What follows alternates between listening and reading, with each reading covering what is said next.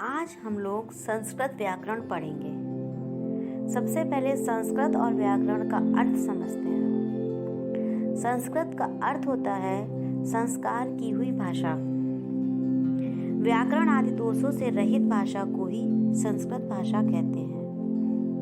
व्याकरण व्याक्रियन्ते शब्दा अनेन असौ व्याकरणम्, अर्थात जिसकी सहायता से शब्दों के पृथक पृथक भागों का पूर्ण विवेचन होता है उसे व्याकरण कहते हैं। वर्ण विचार। वर्ण का अर्थ है अक्षर या ध्वनि।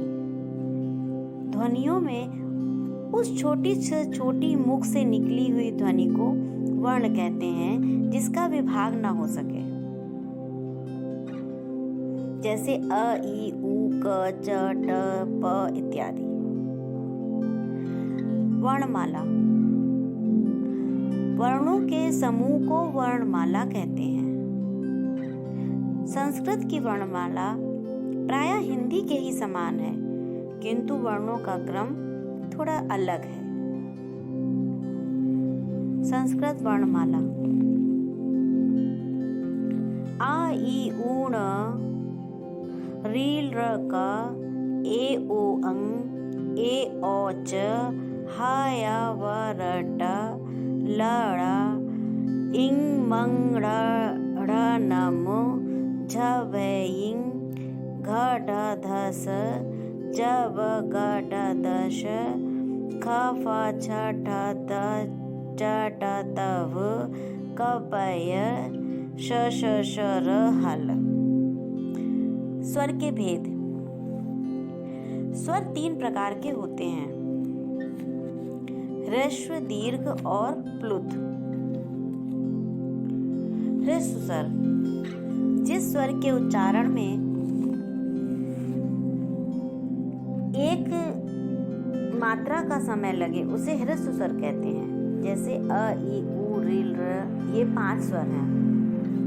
दीर्घ स्वर जिस स्वर के उच्चारण करने में 2 मात्रा का समय लगे उसे दीर्घ स्वर कहते हैं, जैसे आ, ई, उ, ए, ऐ, ओ, औ, ये 8 दीर्घ स्वर हैं। प्लुत स्वर जिस स्वर के उच्चारण करने में 3 मात्रा का समय लगे उसे प्लुत स्वर कहते हैं। प्लुत स्वर के बाद 3 का अंक बना होता है, जैसे ओम।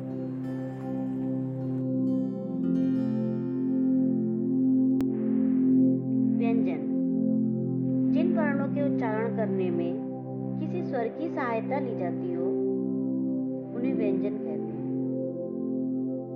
जैसे का इज इक्वल टू का प्लस अ, ती इज इक्वल टू त प्लस ई इत्यादि। व्यंजन के भेद। व्यंजन 3 प्रकार के होते हैं।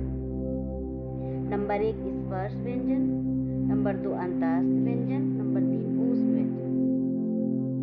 अब समझते हैं स्पर्श व्यंजन कौन कौन से। क वर्ग क, ख, ग, घ, ङ।